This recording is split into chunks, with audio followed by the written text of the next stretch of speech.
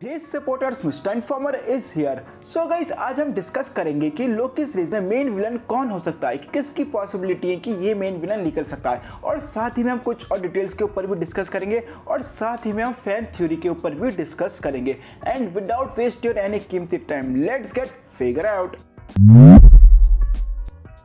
सो guys, जिस तरीके से एपिसोड 4 में सिल्वी टीवी के बारे में खुलासा करती है और जो टीवी ने सिल्वी के साथ किया है, उससे तो हमें लगता है कि असल में टीवी ही विलन है। बट फिर जब एपिसोड 4 खत्म होता है तो हमें एंड में पता चलता है कि जो टीवी के जो टीवी को कंट्रोल करते हैं टाइम कीपर्स, वो ही असल में फेक हैं। उनकी जगह होते हैं कुछ रोबोट। और फिर सवाल यही निकल कर आता है कि जब टीवी के जो टाइम कीपर्स हैं असल में वही फेक्स हैं, वही रोबोट हैं, तो फिर टीवी को कंट्रोल कौन कर रहा है? बट यहाँ मुझे लगता है कि शायद टीवी को कंट्रोल टाइम कीपर्स ही कर रहे हैं, बट वो किसी और जगह से टीवी को कंट्रोल कर रहे हैं। और शायद ये भी हो सकता है कि टाइम कीपर्स जैसा कुछ एग्जिस्ट करता ही नहीं है लोकी सीरीज में, बस टाइम कीपर्स एक नाम है कि ये टीवी को कंट्रोल करते हैं और शायद टीवी को कंट्रोल असल में कोई और करता है। और अगर देखा जाए कि टीवी को कंट्रोल कौन कर सकता है, तो सबसे पहला नाम निकल कर आता है कैंग द कॉन्करर। और अगर हम कॉमिक के पन्नों को पलटें और कैंग द कॉन्करर की बैक स्टोरी में जाएं,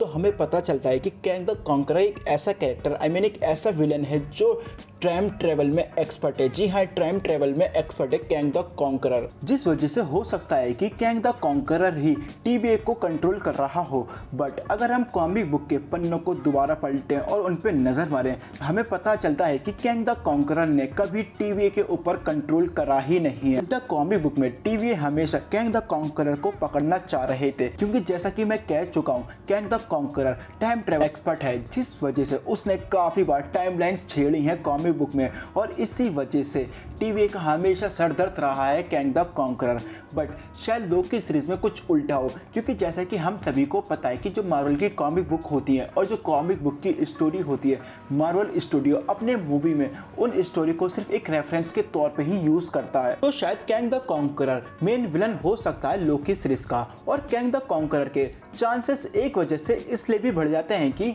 जो रवोना का जो कैरेक्टर है असल में कॉमिक बुक में वो कैंग द कॉन्करर की वाइफ है, और जो रवोना का कैरेक्टर है उसे देख के ऐसा लगता है कि वो सारी की सारी चीज पहले से ही जानती है। जिस तरीके से मॉर्फियस को अपनी पुरानी जिंदगी के बारे में पता चलने के बाद वो काफी ज्यादा इमोशनल हो गया था और फिर वो लोकी और सिल्वी की मदद करने के लिए रेडी हो गया था। और बिल्कुल सेम हाल C50 का भी था, जब उसे अपनी पुरानी जिंदगी के बारे में पता चला था तो उसने भी सिल्वी की मदद करी थी। बट अगर हम रवोना के कैरेक्टर पर नजर मारें तो उसे देख के ऐसा लगता है कि उसे सारी चीज पहले से ही पता है कि जितने भी टीवी में वर्कर्स हैं वो सारे के सारे वेरिएंट हैं। और एक नोटिस करने वाली बात ये भी है कि जब रवोना सेल्वी और लोकी को टाइम कीपर्स के सामने ले जाती है और जब सेल्वी टाइम कीपर्स का एक टाइम कीपर्स का गला काट देती है, और जब सिल्वी को पता चलता है कि ये टाइम कीपर्स रोबोट हैं, और फिर रवोना का कैरेक्टर देख के तो हमें ऐसा लगता है कि जैसे रवोना को ये सब चीज पहले से ही पता थी कि वो जो टाइम कीपर्स हैं वो असल में रोबोट ही हैं, जिस वजह से हमें काफी ज्यादा चांसेस लगता है कि अब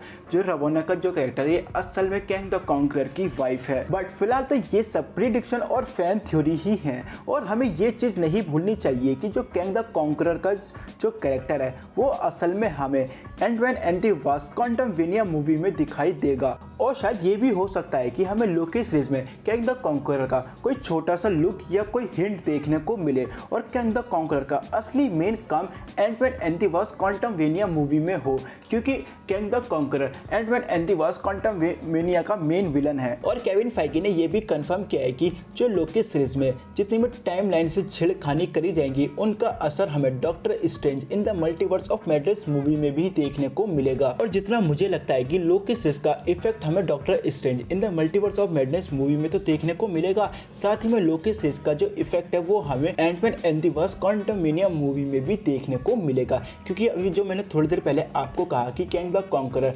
एंटमैन 3 का मेन विलन है, और इस टाइम लोकी सीरीज के साथ सबसे ज्यादा जो नाम जुड़ा हुआ है वो कैंग द कॉन्करर का ही है। और शायद क्या पता Kang the conqueror he Loki series का मेन विलन हो, और अगर मेन विलन ना भी हुआ तो उसका हमें इस मूवी में कोई हिंट तो देखने को मिलेगा ही, क्योंकि भाई कैंग द कॉन्करर हमें Ant Man and the wasp movie में तो देखने को मिलने वाला ही है। तो लोकी सीरीज में शायद हमें कैंग द कॉन्करर का कुछ हिंट देखने को मिल सकता है, या कोई और भी विलन हो सकता है जैसे कि मेफिस्टो। वैसे मुझे मेफिस्टो के चांस कहीं से कहीं तक नहीं लगते, शायद कोई और अलग नेक्स्ट विलन हो सकता है, बट कुछ भी हो सकता है। ये बस एक फैन थ्योरी थी जो मैंने आज आपके साथ शेयर करी, और आपको फैन थ्योरी बताना भी ज़रूरी है। तो गाइस इसी के साथ इस वीडियो को करते हैं यहीं ख़त्म, और उम्मीद करता हूँ कि आपको ये वीडियो थोड़ी बहुत भी पसंद आई होगी। आनी तो चाहिए यार, और अगर आई है तो प्लीज़ इस चैनल को सब्सक्राइब ज़रूर कीजिएगा, और साथ ही में बेल आइकन दबाना तो बिल्कुल भी मत भूलिएगा। तो गाइस मिलता हूँ अगली वीडियो में कोई नए टॉपिक के साथ।